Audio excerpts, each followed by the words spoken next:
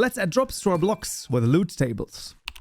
Minecraft modding courses with close to 100 topics ranging from custom tools and armor to custom block entities all the way to custom mobs, linked in the description below. Alright, we found ourselves back in Children once more, and in this tutorial we're going to be adding custom loot tables to Minecraft and our mod, and loot tables basically determine what is going to be dropped, for example, when you destroy a block, or they can also determine other things like what types of items are going to be inside of loot chests, right, in certain structures, what different entities drop, all of those things governed by loot tables. And in this tutorial, we're first of all going to add the loot table to our custom blocks. And then there's a second part of this tutorial where we'll actually have to also add our blocks to a certain tag in order for the blocks to actually drop something, but one step after the other. First of all, in the tutorial mod data folder, we can right click, new directory called loot_tables. Make sure that this is written correctly, loot_tables, exactly like this, nothing else. And inside of that folder, another folder called blocks.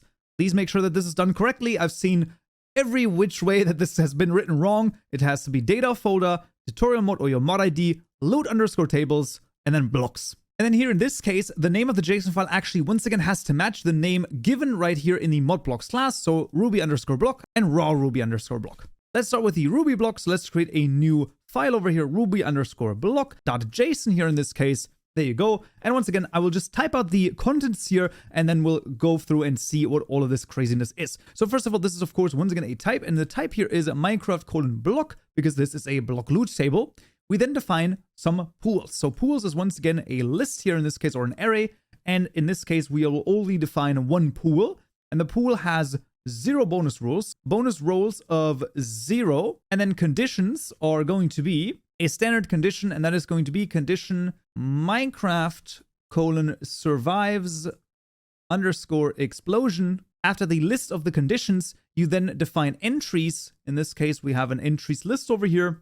We're going to have one entry that is going to be of type Minecraft:item, and the name of this item is going to be tutorial mod ruby_block. And this whole thing is done with the number of rolls of 1.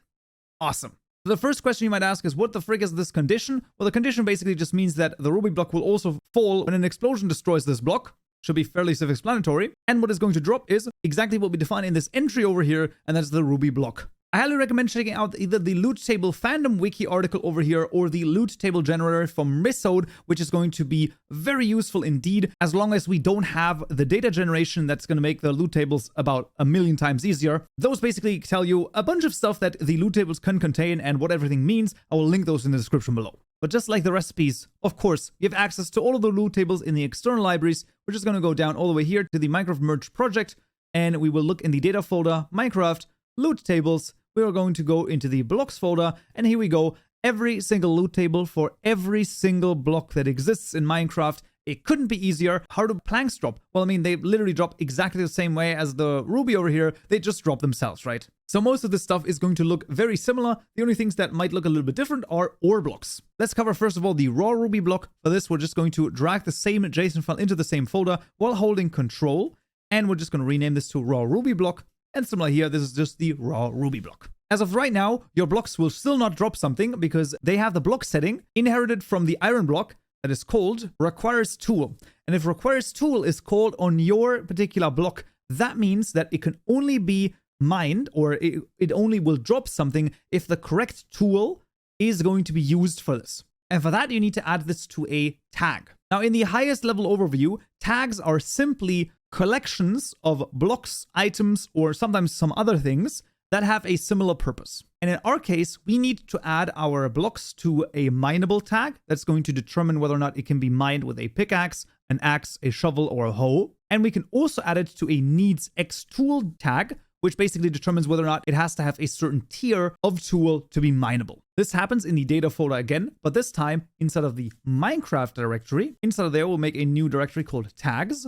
And inside of there, once again, we want to make a new directory called blocks. And lastly, we also want to make another new directory called mineable. Now, in the mineable folder, we'll create 4 JSON files. This is going to be the axe.json. I'll already put the JSON file contents in here so you can see a JSON file is very, very straightforward. It's just the curly brackets, then a replace false, and then a list of values. This time it's empty. because I just wanted to copy over this JSON file for all of the other tags that we need, because it's quite a few actually. So when you have this, you can of course also take a look at all of the JSON files in the description below in the GitHub repository. And what you can do is we can just drag this into the same folder, and we can call this the pickaxe.json. And then we can drag this into the same folder again. Once again, while holding control, we can call this the shovel. And then lastly, the hoe. And then this is extremely important. The other ones created in the blocks folder, not the mineable folder. So we drag this into the blocks folder this time, and we call this the needs_iron_tool. And then once again, dragging this into the blocks folder, needs diamond tool, and this actually also needs stone tool. So those are the different levels. If you want to require netherite or higher, what you have to do is you have to do this in another folder. It's a little annoying, but it is what it is. So in the data folder, right click, new directory called fabric. And then inside of there, we want to make a new directory called tags. And then another new directory called blocks. And then inside of there, we can make the following JSON file. And that's the needs_tool_level_4. And the needs_tool_level_4 JSON file under the fabric folder here, that's quite important. That one basically allows you to make your block only mineable with netherite. So let's start with the pickaxe JSON, because in our case, well, obviously the Ruby block and the raw Ruby block should only be mineable with a pickaxe here. So we're going to add those tutorial mod : Ruby_block. And then similarly, the second one is just going to be the raw Ruby block. There we go. In this case, if we leave it like this, now our Ruby block and our raw Ruby block can be mined with any pickaxe, including a wooden pickaxe. If we then say, you know what, I actually want my raw Ruby block to only be mineable with an iron pickaxe, then we just add it right here.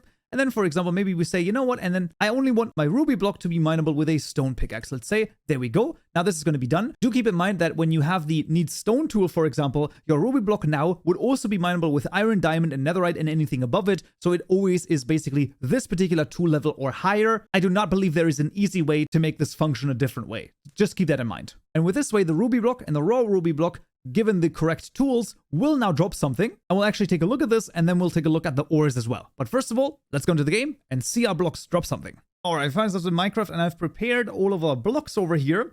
And I've also prepared, well, some of my pickaxes. So in this case, neither the Ruby block nor the raw Ruby block should be mineable with a, well, normal pickaxe here. In this case, a wooden pickaxe. And you can see it already takes a really long time, and there's a very good indication that this is probably not going to work, but we'll just let this run through, and there we go, nothing dropped. If I use a stone pickaxe, however, let's see, this is a little bit faster, and there we go, a Ruby block drop. Awesome. Now the raw Ruby, we defined only being able to be mineable with a iron pickaxe, so if we use stone right here, it is okay in terms of speed, but you will see it is not going to drop anything. There we go, drop nothing. However, with an iron pickaxe, it is going to drop. Awesome. And of course, also with an axe, this does not work. You can see it is already taking way too long. Like, you would probably never do this. Similar with this one right here, even with a netherite axe doesn't work. However, higher tiers, such as diamond, that works totally fine. And then similar netherite also works totally fine for all of our blocks here. As I've said, the tool tier that you define is always the one that it needs or higher than that. And now let's also take a look at some ore. So for this, I will be copying over 4 different blocks that we're going to need. And what I mean by copying over is I'm going to create one of them, and then the other 3, I'm just going to, well, basically copy over. All of the code is, of course, available to you in the description below, so no worries at all. So you should be totally fine. All right, so to add an ore, we're just going to do a public static final, and this is going to be a block once again. This is going to be the Ruby_ore, and this is going to be equal to the register block method. I'm going to call this the Ruby_ore right here. Now, instead of a new block, this is going to be a new experience dropping block here in this case. And the first parameter of which is just going to be fabric block settings.copyof, and we're going to copy blocks.stone. We can then also define the strength over here. This is just going to be how long it's going to take to actually break this particular block in this case. So maybe we want this to be, you know, taking a little bit longer than stone. Stone, for reference over here, we can take a look at this, has a strength of 1.5. So maybe we say that this has a strength of 2. And then after the first closing parenthesis, after the strength over here, we then also wanted to add a uniform int provider.create. And this is going to determine how much experience this block will drop when you actually destroy it. So for example, we're just going to choose between 2 and 5 over here, ended with a semicolon here at the end, and then your Ruby ore has been created. To double check the vanilla values of the ore blocks, just middle mouse button click on the experience dropping block over here, middle mouse button click here again, and in the blocks class, you will be able to find lapis, for example, or diamond. Let's just take a look at lapis at the very end over here. You'll be able to find that lapis drops between 2 and 5 as well. And we can take a look at the other ore blocks as well. So for example, emerald ore, that's going to be in 628. You can see that one drops between 3 and 7. The numbers, those are always things that you have to take a look at yourself and basically change in whatever which way you like to balance your mod properly, but that's going to be a good idea here for the moment. I don't want to end with ruby ore. No, I want to duplicate this 4 times. So just select it, press Ctrl D to duplicate. And I also want the deep slate ruby ore. Of course, very important that we change the name right here. If you do not change the name inside of the register block method that you give it, then you will run into an error and the actual game will not start. Here, we of course want to copy the blocks.deepslate in order to get the deep slate sounds. And the strength might be 4 because it's a little bit hard. We are also going to get the nether ruby ore. This is going to be the nether ruby ore. There we go. And this is, of course, going to copy, well, netherrack. And maybe this is actually a little bit of a lesser strength because netherrack is not really that strong. And then lastly, we have end. We have end stone ruby ore. And of course, changing the name here as well. End stone ruby ore. And this is going to be copying the end stone block. And here, once again, maybe with a little bit more strength, because why not? You can, of course, also play around with the int providers over here. So, for example, the end ore, that's going to give you way more experience because, well, it's way crazier and way harder to get to the end to actually mine this ore. So there you go. That could be one of the reasons why you would do that.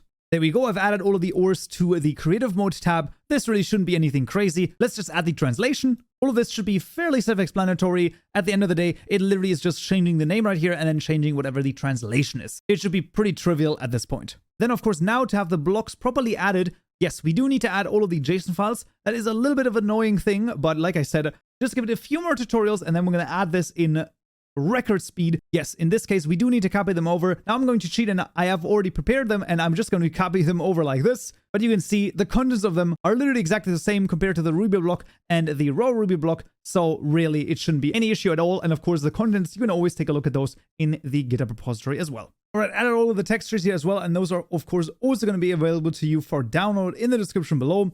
And now to the interesting thing, and that is adding all of them to the tags. So of course, we can just add all of them to the pickaxe tag because all of those 4 ores would be mineable with a pickaxe. So there we go, basically just add it to the pickaxe JSON file. And now let's just play around with this a little bit. So let's, for example, say that the end stone can only be mined with netherite here. So we're going to add this to the needs_tool_level_4 JSON file in the data fabric tags blocks folder over here.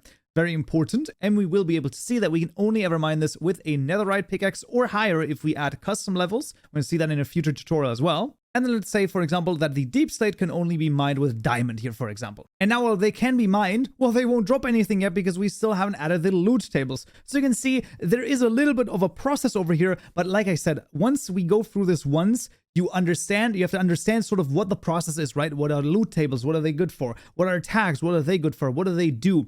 Especially the mineable and the needs, X tool tag. After you've understood what all of those do, then we're going to be able to make them way easier with data gen. But for the time being, it's a little bit more of an involved process. And for the ore blocks, what I recommend is you go to the external libraries once again, down to the merge project over here to data, loot tables, blocks, and you just take a look at, for example, the copper ore one. Now, this one will actually shock you. You're going to open this and you're going to be like, oh my lord, what is all of this craziness? Absolutely not to worry. We're just going to copy this over. So select it, press Ctrl C to copy it, and Ctrl V, pasting it into the correct folder over here. We're going to rename this to the Ruby ore. And then we just need to make sure that we change everything in the correct places. So for example, here where it drops the copper ore, when we use Silk Touch, we want it to drop tutorial mod : Ruby_ore. And then down here, instead of raw copper, we want it to drop raw Ruby. Of course, making sure we also change Minecraft over here to tutorial mod. This is extremely important. And then down here, we're just going to call this the tutorial mod blocks Ruby ore. Awesome. And now we can just duplicate this a couple of times. So this is going to be the deep slate_Ruby ore. And then this is going to be the deep slate Ruby ore. And for the raw Ruby, that's still going to drop. And then here you can, of course, see this is a uniform distribution. So it will drop between 2 and 5. You can, of course, change this. So for example, you might say, oh, for the deep slate, it should drop between 3 and 6, something like that. You can always, of course, change the numbers. Highly recommended to try this out and just play around with this a little bit. All right, and just for the sake of argument, I've also added the nether and the endstone Ruby ore block loot tables. Once again, you can take a look at those in the GitHub repository. And now we can go into the game. We can see our ore and we can see them drop something when we mine them. Alright, here we are in Minecraft, and let's just try and mine our ores. And you can see, there we go. So that works, no worries at all. Diamond pickaxe for the deep slate also works, for the nether also works. But, haha, here it should not work because the end stone should only be mineable, exactly, with netherite. And let's take a look. And there we go. Absolutely works. No worries at all. Absolutely amazing. We got our ore drops. They drop our raw ruby. They drop experience. Absolutely freaking fantastic. Right, that's going to be it for this tutorial right here. Next time, we're going to do an advanced item. Very cool stuff. Take a look at it here, and I hope to see you there. So, yeah.